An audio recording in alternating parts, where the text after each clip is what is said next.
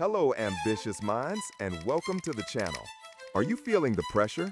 That constant hum of stress from deadlines, difficult colleagues, and the never-ending stream of emails? Are you an entrepreneur staring into the abyss of uncertainty, trying to make the right call when everything is on the line? You're not alone. The modern professional world can feel like a chaotic battlefield. But what if I told you that a 2,000-year-old philosophy holds the most practical, powerful, and effective toolkit for not just surviving, but truly thriving in today's demanding work environment? Today, we are diving deep into Stoicism, not as an abstract historical concept, but as a concrete, actionable strategy for building unshakable resilience, making brilliant decisions, and achieving a state of calm, focused success. Forget the misconception of Stoicism as a suppression of emotion. It's about mastering it. It's your secret weapon for the modern age. Let's start with the absolute cornerstone of Stoic practice, the one idea that can single-handedly revolutionize your entire professional life: the dichotomy of control. The concept is deceptively simple.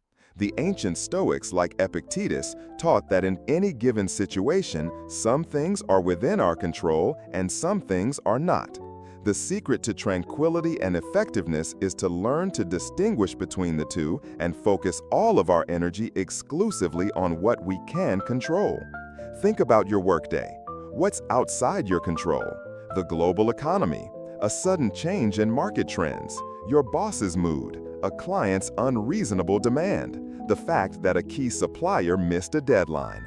We spend an incredible amount of emotional and mental energy worrying about, complaining about, and getting angry over these things. It's like trying to command the tide to stop. It's futile and exhausting. Now, what is within your control? Your thoughts, your judgments, your actions and reactions, the effort you put into a project, the integrity with which you conduct yourself, the kindness you show a struggling colleague, how you prepare for a presentation, how you respond to that unreasonable client demand. This is your domain. This is your kingdom. When you internalize this, the shift is profound. A major project you've worked on for months gets canceled by upper management. The old you might spiral into frustration and despair. The Stoic in training acknowledges the disappointment. It's natural, but then immediately pivots their focus. I cannot control their decision, but I can control how I handle this. I will analyze what I learned from the project. I will support my team through this transition. I will approach my next task with the same dedication. You see? You reclaim your power from external events and place it back where it belongs, within you. This single practice drastically reduces anxiety, prevents burnout, and frees up immense mental bandwidth that you can then redirect towards productive, meaningful work. Once you've mastered where to place your focus, you need a compass to guide your actions. This is where the 4 cardinal virtues of Stoicism come into play. They are your North Star for ethical leadership and rational decision-making. The first is wisdom, Sophia.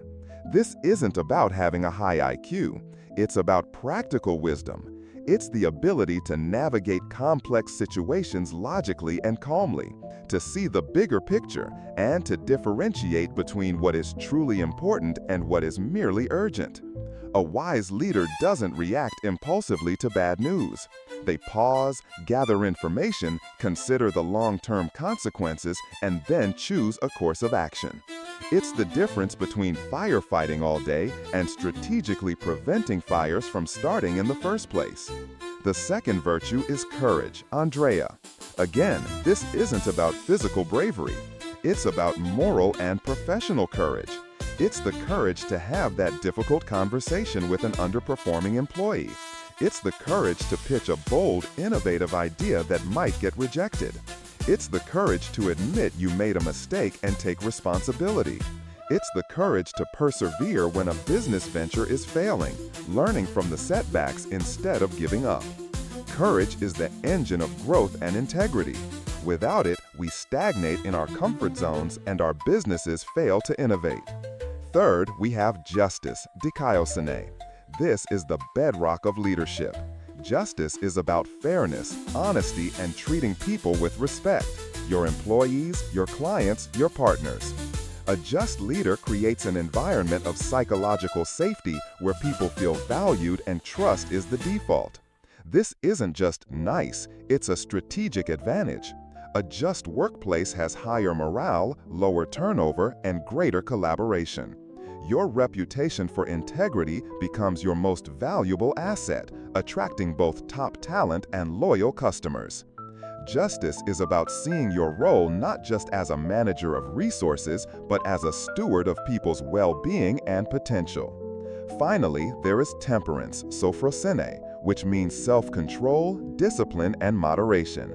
In a world of endless distractions and instant gratification, temperance is a superpower.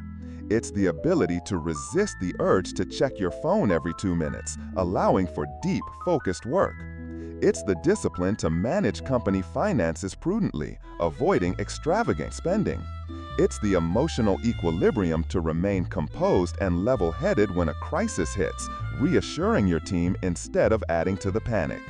Temperance is the quiet, daily practice of doing what needs to be done without being swayed by excessive passion or fleeting desire. It is the architect of productivity and stability. But how do we actively train these virtues and mindsets? The Stoics were incredibly practical. They used mental exercises, one of the most powerful being Premeditatio Malorum, or the premeditation of evils. This sounds grim, but it's actually an incredibly powerful tool for building resilience. The practice involves taking time, perhaps once a week, to vividly imagine things going wrong. What if we lose our biggest client? What if our main competitor launches a superior product? What if a key team member quits?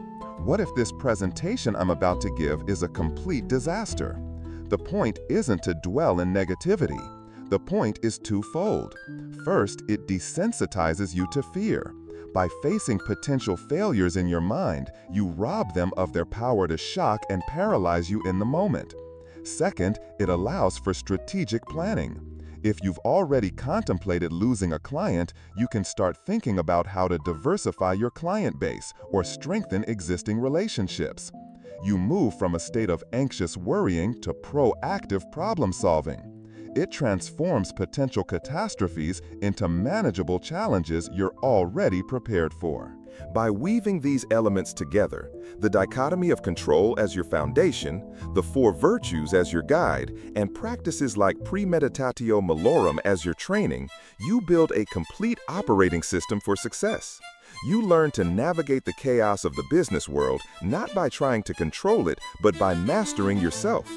You become a stable, resilient, and effective force capable of clear judgment and decisive action, no matter what storms may come. This is the promise of Stoicism. Not a life free from difficulty, but the inner strength to meet any difficulty with grace, courage, and wisdom. So, what do you think? Could these ancient strategies make a difference in your professional life? Let me know in the comments below. Which of these ideas, the dichotomy of control, one of the virtues, or negative visualization, resonates with you the most? If you found this guide to Stoic wisdom valuable, please give this video a thumbs up, as it really helps the channel grow. And of course, if you want more practical philosophy for a better life and career, make sure you hit that subscribe button and turn on notifications so you don't miss our next video. Thank you for watching, and go build your inner citadel.